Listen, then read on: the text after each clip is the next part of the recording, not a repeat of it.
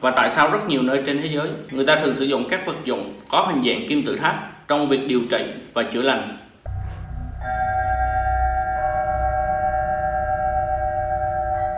Là con người, nhưng mà chúng ta đều mang trong mình gọi là những khía cạnh rung động của các linh hồn, hoặc thậm chí có là đã từng là những vị thần. Chúng ta Chào mọi người, hôm nay chúng ta sẽ cùng nhau tìm hiểu về một trong những bí mật của nhân loại, đó chính là kim tự tháp.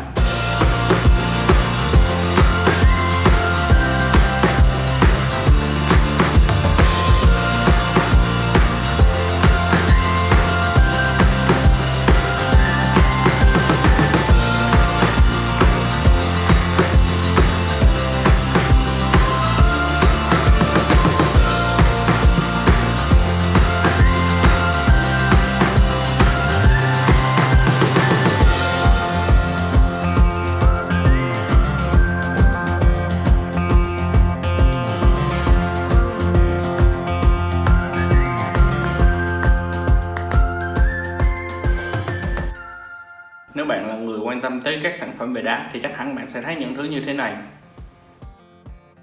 hoặc là như thế này xuất hiện ở đâu đó. Có bao giờ bạn tự hỏi tại sao người ta lại tạo ra những hình dạng như vậy? Và thực tế chúng có liên quan gì đến những kim tự tháp của người Ai Cập? Theo những gì đại đa số chúng ta được biết rằng, kim tự tháp vốn là công trình vĩ đại của người Ai Cập, được tạo ra để chôn cất các vị vua, hay còn được gọi là pharaoh. Đây là những công trình bằng đá vĩ đại nhất thế giới, được cho là xuất hiện từ thế kỷ thứ 25 trước công nguyên, còn tồn tại đến tận ngày nay. Tuy nhiên gần đây thì đã có các nhà khoa học bác bỏ luận điểm trên. Họ cho rằng kim tự tháp vốn dĩ không phải là nơi an nghỉ của các vị vua, bởi vì trong các cuộc khai quật cho thấy không hề tìm thấy được bất kỳ một xác ướp nào bên trong. Chúng ta đang nói về 3 kim tự tháp ở Giza. Một điều nữa cần lưu ý là theo văn hóa của người Ai Cập cổ đại thì họ thường chạm khắc trên các bức vách những nơi được chọn làm lăng mộ, và điều này không hề xuất hiện ở 3 kim tự tháp tại Giza. Và thêm một vài điểm có thể lưu ý nữa, đó chính là vật liệu xây dựng. Trong quá trình nghiên cứu thì các nhà khoa học đã phát hiện rằng vật liệu xây dựng sử dụng để xây dựng kim tự tháp Giza sở hữu tính dẫn điện đặc biệt. Cụ thể là các loại đá được sử dụng để xây các bức tường bên trong kim tự tháp có tính phóng xạ nhẹ. Điều này giúp cho chúng có khả năng ion hóa các không khí bên trong, khiến cho các kim tự tháp có thể dẫn điện ở bên trong nhưng lại cách điện ở bên ngoài. Bên cạnh đó, các nhà nghiên cứu cũng tìm ra dấu vết của một loại nguyên tố có tên là dolomite, một chất dẫn điện xuất hiện ở các bề mặt bên trong của kim tự tháp. Ngoài ra, kim tự tháp còn có khả năng cách điện nhờ vào lớp đá vôi trắng bên ngoài có tên là tufa. Một điều nữa không thể không nhắc tới, đó là việc sắp xếp những viên đá hàng chục, thậm chí hàng trăm tấn chồng lên nhau chính xác đến nỗi một tờ giấy cũng không thể nhét lọt. Thêm một bí ẩn nữa, đó chính là mảnh ghép cuối cùng của kim tự tháp đã biến mất. Chúng ta đang nói về đỉnh tháp nhọn của kim tự tháp Giza. Hiện nay không một ai biết nó đang nằm ở đâu. Có một câu chuyện kể rằng vào năm 1859, một người đàn ông có tên là Werner von Siemens, người sáng lập một công ty điện ở Đức, đến thăm Giza và đã leo lên đỉnh kim tự tháp. Sau đó ông đã bị điện giật khi uống chai rượu mà ông đang mang theo. Dựa vào điều này mà nhà khoa học vĩ đại Nikola Tesla đã tạo ra một thí nghiệm tương tự. Điều đặc biệt tiếp theo đó chính là vị trí để đặt kim tự tháp. Quần thể kim tự tháp Giza nằm chính xác ở vị trí trung tâm lục địa trên trái đất. Đó chính là tọa độ giao nhau giữa kinh tuyến và vĩ tuyến dài nhất thế giới. Ngoài ra, 3 kim tự tháp Giza, Khufu và Kafeh được tạo hình thẳng hàng một cách hoàn hảo trên mặt đất. Bên cạnh đó, các nhà khoa học còn khẳng định rằng chúng thẳng hàng với 3 ngôi sao vùng thắt lưng của chòm sao Orion. Và bạn có biết không, kim tự tháp Giza, vùng yên lặng ở Mexico và tam giác quỹ Bermuda được cho là 3 khu vực bí ẩn nhất trên thế giới. Tất cả 3 điểm này đều cùng nằm trên cùng một đường thẳng. Một mặt khác, mặc dù được xây dựng cách đây hàng ngàn năm, nhưng theo các nhà thiên văn, quần thể kim tự tháp Giza là công trình hướng về cực Bắc chuẩn nhất trên thế giới. Chúng ta tạm ngưng nói về bí ẩn và điều đặc biệt của các kim tự tháp tại đây và tạm chấp nhận giả thuyết rằng đó chính là một nhà máy phát điện. Vậy theo các bạn thì các mô phỏng làm theo hình kim tự tháp bằng đá thạch anh hoặc là những loại khác có tính năng tương tự như vậy không? Ở đây mình đang nói tới khả năng hấp thụ và tạo ra dòng điện. Và tại sao rất nhiều nơi trên thế giới người ta thường sử dụng các vật dụng có hình dạng kim tự tháp trong việc điều trị và chữa lành?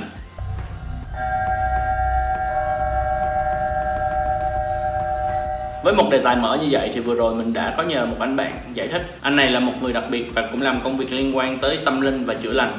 Bây giờ mời mọi người cùng lắng nghe quá trình trao đổi của mình và anh bạn mình nhé. Đây thực sự là một đề tài rộng và cách giải thích của anh cũng là một khía cạnh để nhìn nhận vấn đề này. Có thể nó không hoàn toàn đúng các bạn nhé.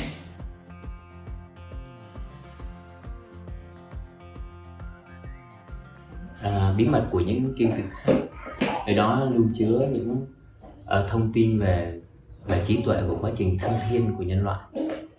Thì hầu hết thì tất cả những có thể nói là những địa điểm linh thiêng và mang những rung động cao ở trên hành tinh này, chẳng hạn như kim tự tháp Giza ở Ai Cập này, hoặc là ngọn núi Kailash, hoặc là bên Mexico, hoặc là người Mayan, hoặc là ở Peru. Thì hiện tại đang còn rất là nhiều những kim tự tháp, và thậm chí có những cái ngọn núi và những cái hình kim tự tháp vẫn còn ẩn giấu. Nơi đó lưu chứa những gọi là trí tuệ và cái bí mật của thăng thiên của nhân loại. Khi bắt đầu nhìn thấy về kim tự tháp thì chúng ta sẽ thấy đó là ba cạnh nó bắt đầu hướng lên trên. Thì khi mà hướng lên trên này ấy, và ở trên phương diện là có bốn góc. Thì ở hành tinh của chúng ta thì có gọi là về đất mẹ là có bốn phương, đông tây nam bắc.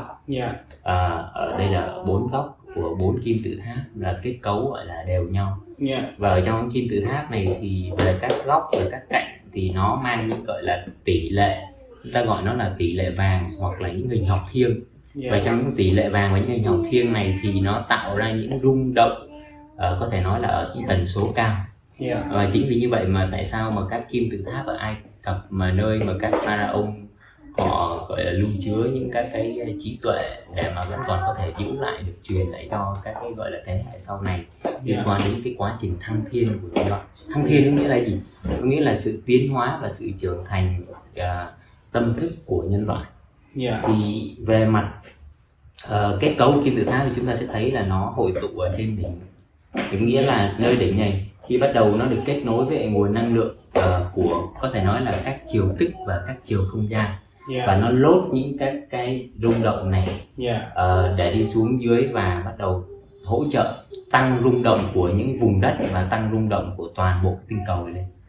Thì với những ai mà đã hiểu về năng lượng thì ví dụ như khi mà trong một ngôi nhà mà được xây với mái có kim tự tháp này, hoặc họ đội những cái nón có hình kim tự tháp trên đầu thì bắt đầu gọi là họ có thể tiếp nhận được những cái nguồn năng lượng ở phía bên trên một cách mạnh mẽ hơn rất là nhiều.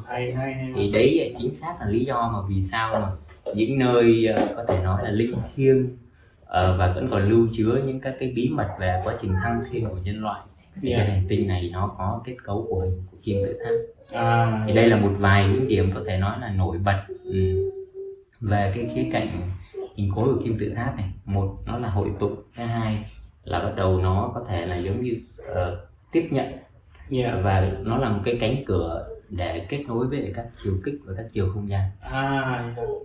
Em cũng có nghiên cứu sơ sơ thôi chứ không có chuyên sâu. Thì em cũng nghe có một bài giả thuyết nói là cái kim tự tháp vốn dĩ nó không phải là sản phẩm của con người.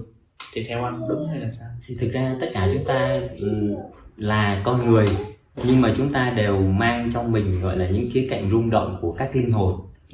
Thì tất cả chúng ta vừa là người nhưng mà đều cũng là những các cái có thể nói là từ các chiều kích khác, chiều không gian khác, hoặc thậm chí có là những đã từng là những vị thần. Thì chúng ta khi bắt đầu thoát khỏi cái cơ chế của bản ngã của cái tôi mà chúng ta kết nối được với những trí tuệ bên trong của gọi là chính mình, thì bắt đầu cái việc mà không chỉ kim tự tháp còn rất nhiều các hình khối khác nó cũng đều chứa được những các cái ý nghĩa và những các cái trí tuệ và thậm chí những cái bí mật của nó. Với lại là em cũng có xem một vài cái chương trình đó, thì có nhiều người họ đặt giả thuyết là vốn dĩ cái kim tự tháp nó không phải là một của pharaoh, mà những cái kim tự tháp Giza đó nó là một nhà máy sản xuất điện. Thì đấy, theo anh thì cái đó cái giả thuyết đó nó đúng không? Thì đấy anh đã nói rồi, nó chính xác là cánh cửa để kết nối với các chiều kích, các chiều không gian khác để hỗ trợ nâng rung động và tần số của vùng đất và của hành tinh này lên là như vậy. Thì mình ở một cái ngôn ngữ ở đó thì mình gọi nó là nhà máy phát điện, nhưng mà ở cái cạnh năng lượng thì nó chính xác là như vậy. Vậy thì cái đó có khả năng nó là đúng đúng không anh? Nó là nhà máy, nó với là những một người để tạo ra năng lượng. Chính xác, với những người mà đã thức tỉnh về tâm linh này, hoặc họ hiểu biết về năng lượng thì cái chuyện đó nó là một cái điều rất là bình thường thôi. Vậy hả? Về bí mật của các kim tự tháp thì thứ nhất là trên hành tinh của chúng ta là đã trải qua rất nhiều những nền văn minh vô cùng tân tiến. Chẳng hạn những nền văn minh tân tiến nổi bật đó là có thể nói là gọi là Atlantis này, hoặc là Lemuria. Thì đã từng có những nền văn minh vô cùng tiến hóa đã diễn ra ở trên hành tinh này. Thì những cái kim tự tháp đó cũng là những sản phẩm đó. Và bắt đầu những kim tự tháp này đấy nó giống như nhà máy phát điện, hoặc nó giống như là một cái cánh cổng để kết nối giữa các chiều kích, vừa để có thể nâng rung động, đồng thời có thể chuyển hóa, và đồng thời nó là cũng có thể nói là những cái nơi mà bắt đầu sự kết nối giữa thông tin giữa hành tinh này với hành tinh khác nữa. Thì nó những cái nền văn minh của nhân loại đã từng trải qua, họ lưu giữ những trí tuệ, đúng không? Tại sao mình mới nói đó là các kim tự tháp lưu giữ những các cái trí tuệ của những các cái tri thức cổ xưa là như vậy. Cũng giống như mình thôi, tại sao mà đây này mình không gọi là lưu chứa đá ở gần mỏ đá, mình có thể đem về nhà. Thì cái vị trí ngôi nhà mình mà gọi là chứa đựng những viên đá này, nó cũng tạo ra những các cái rung động và nó hỗ trợ không gian này. Hoặc thậm chí dụ như khi bắt đầu nói đến khía cạnh này thì những người mà bắt đầu đã có những sự kết nối với lại đất mẹ, những các cái gọi là long mạch chẳng hạn, gọi là long mạch, nhưng mà nó gọi là những đường lay là những đường năng lượng của gọi là của đất mẹ. Thì bắt đầu họ sẽ biết được là bố trí những các cái gọi là vị trí của những địa điểm linh thiêng ở trên thế giới này đều là nằm ở trên những đường lay đó của đất mẹ như vậy. Thì ở Việt Nam mình gọi nó là long mạch ấy. Cái đó mình cũng có biết. Những cái công trình cổ nổi tiếng nó không phải là nó nằm một cách ngẫu nhiên, mà nó theo một cái trật tự gọi là cái đường lay đó. Chính xác. Đó. Thì cái đường lay đó là nó kết nối những cái điểm đó với nhau theo một cái quy trình nhất định, chứ nó không phải là ngẫu nhiên. Thì chính xác nó là như vậy.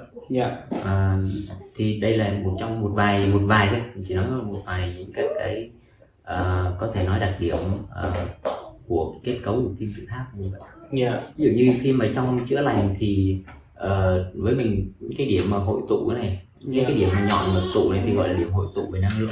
Điểm hội tụ năng lượng chẳng hạn như là, hoặc nó cũng có thể hỗ trợ cho cái việc mà bắt đầu mình giống như kích hoạt một cái điều gì đấy lên.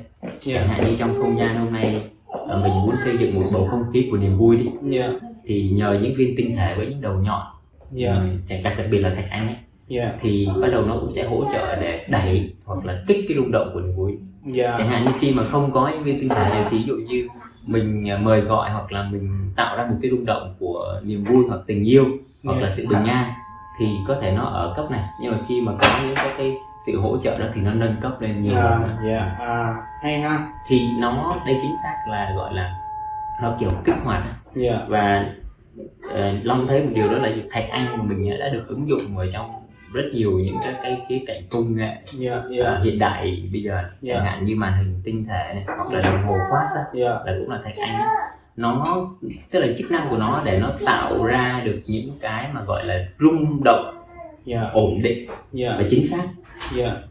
Và có thể nói là giống như gọi là động cơ vĩnh cửu vậy. Thì thạch anh nó là những cái gọi là có thể nói là tinh thể chứa đựng những năng lượng ổn định.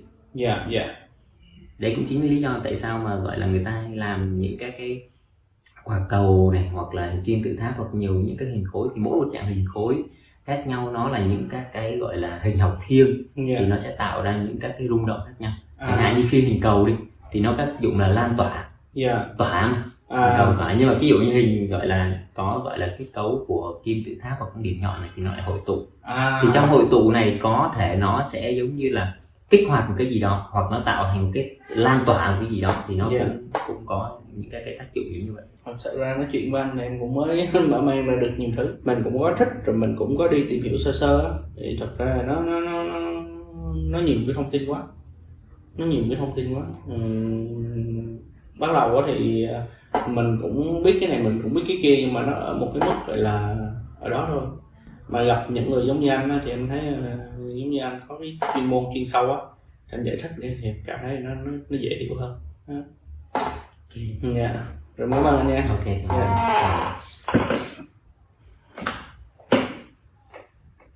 Còn bạn nghĩ gì về vấn đề này? Hãy chia sẻ cho mình và mọi người cũng biết nhé.